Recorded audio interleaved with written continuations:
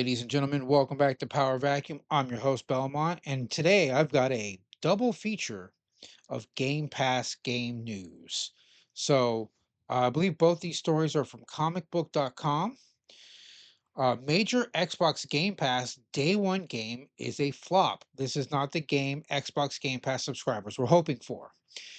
Xbox Game Pass has two major additions this week in the form of two notable day one games. Unfortunately for subscribers, one of these two games is turning out to be a flop.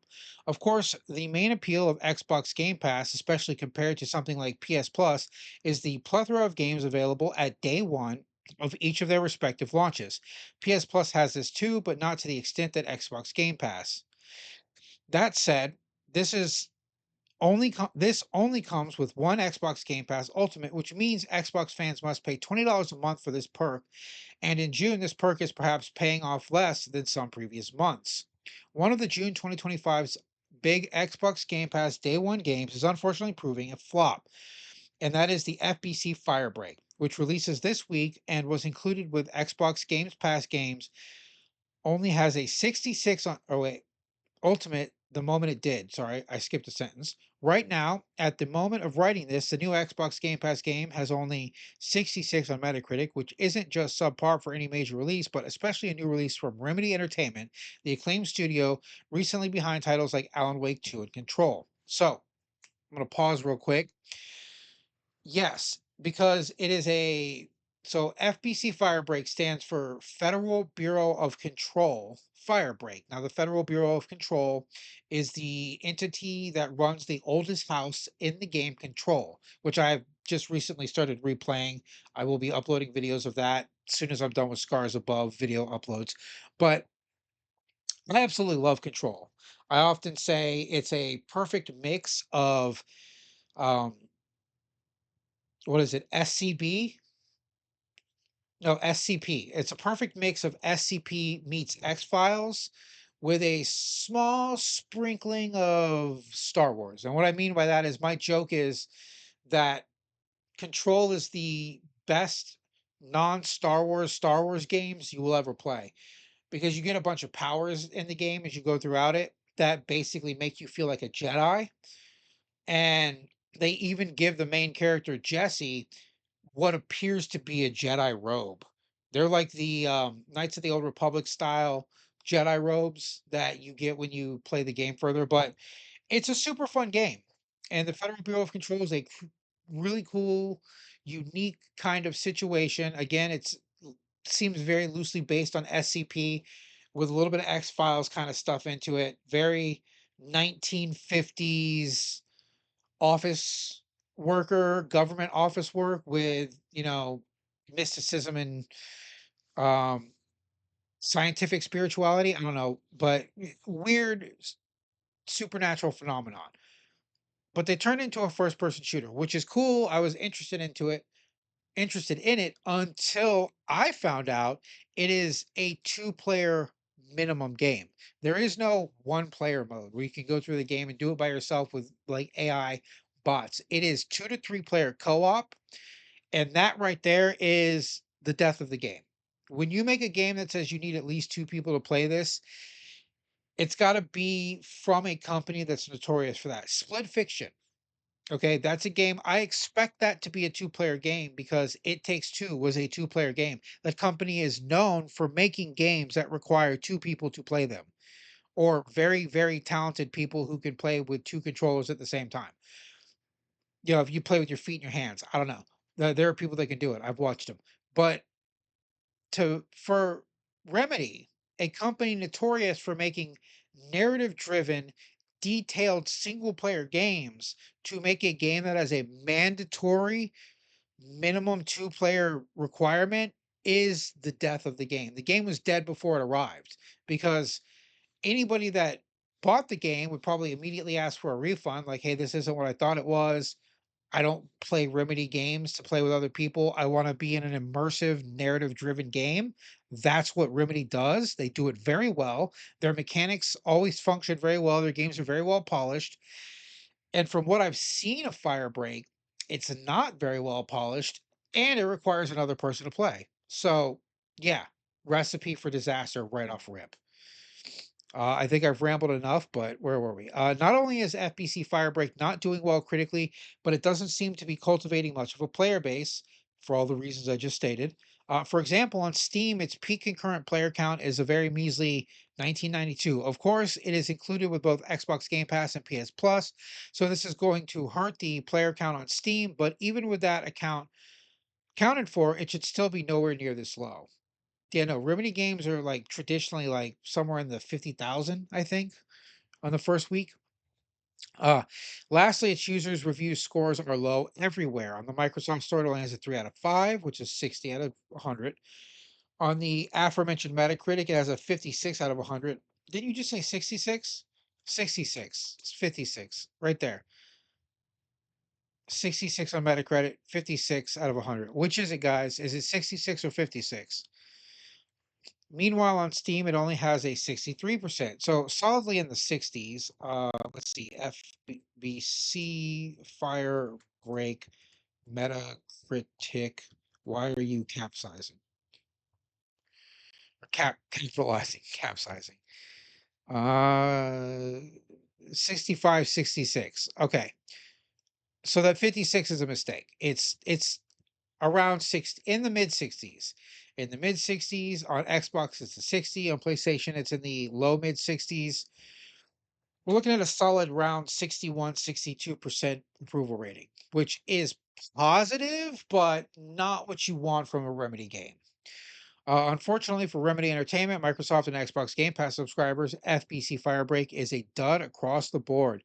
The three-person co-op first-person shooter is dead on arrival, and it is hard to imagine things turning around, especially considering Remedy Entertainment doesn't have a reputation of great post-launch support in multiplayer games.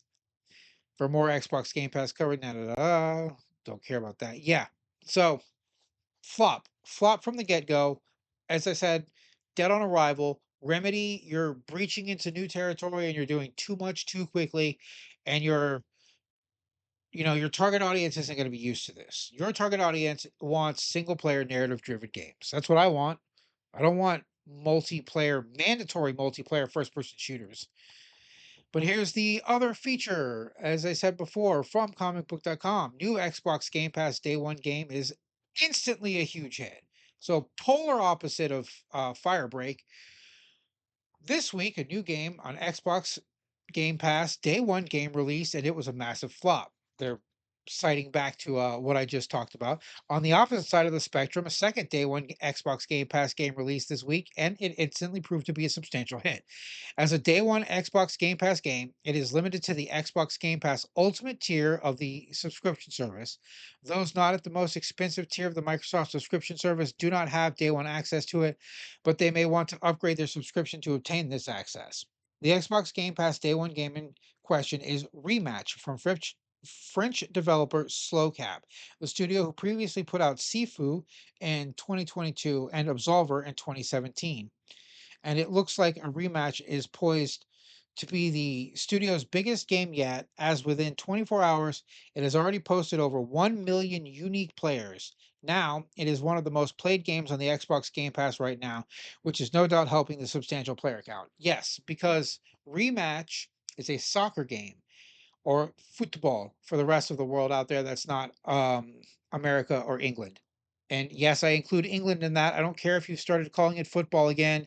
You invented the term soccer, so you're responsible for it. Quit blaming Americans for the term soccer. This was invented over in the United Kingdom and England, or I'm not sure which one. Some probably the United Kingdom because they love to do shit and then say they didn't. But that throwing shade. Sorry about that.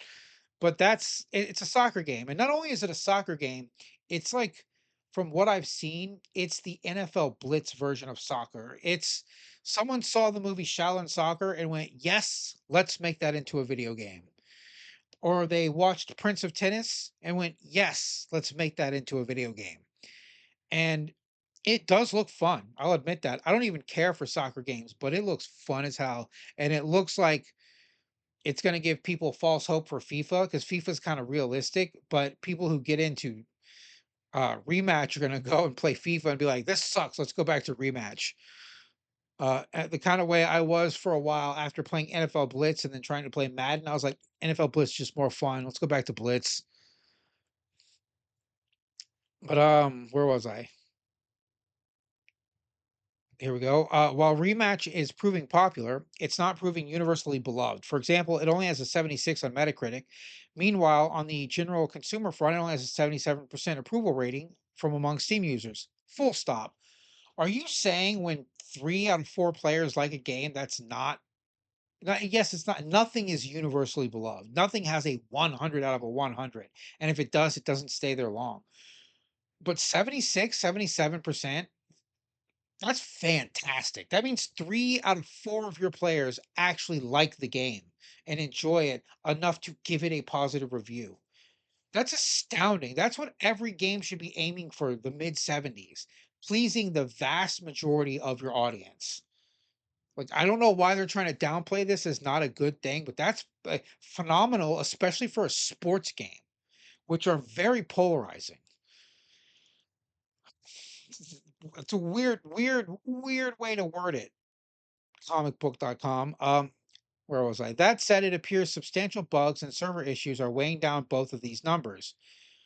Are you saying it's pushing 70 over 75% with server issues and bugs? So this could be a potential mid to high 80s rated game if it didn't have these issues.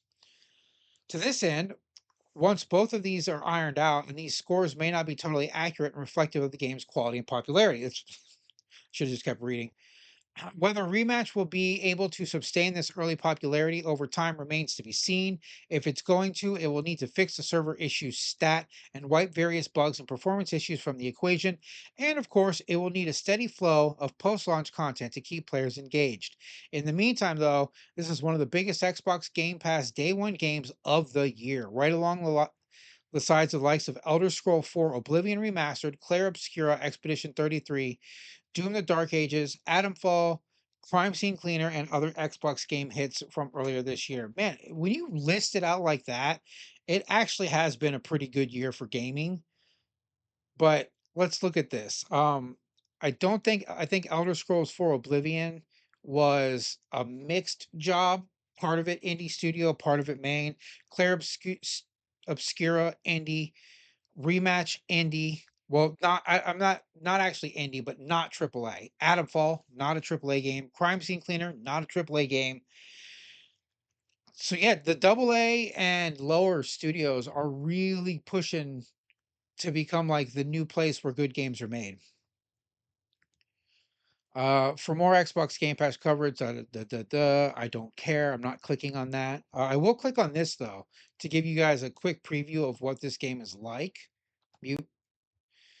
But yeah, so at first you're like, oh, it's some sort of it's a FIFA like game, right? But then you see these people doing power slides and like these crazy tech moves, power hits, and I'm like, oh, okay, this is the NFL Blitz of soccer, which is kind of it's like more realistic Mario Strikers. For those of you that don't know what NFL Blitz is, you'll probably know what Mario Strikers are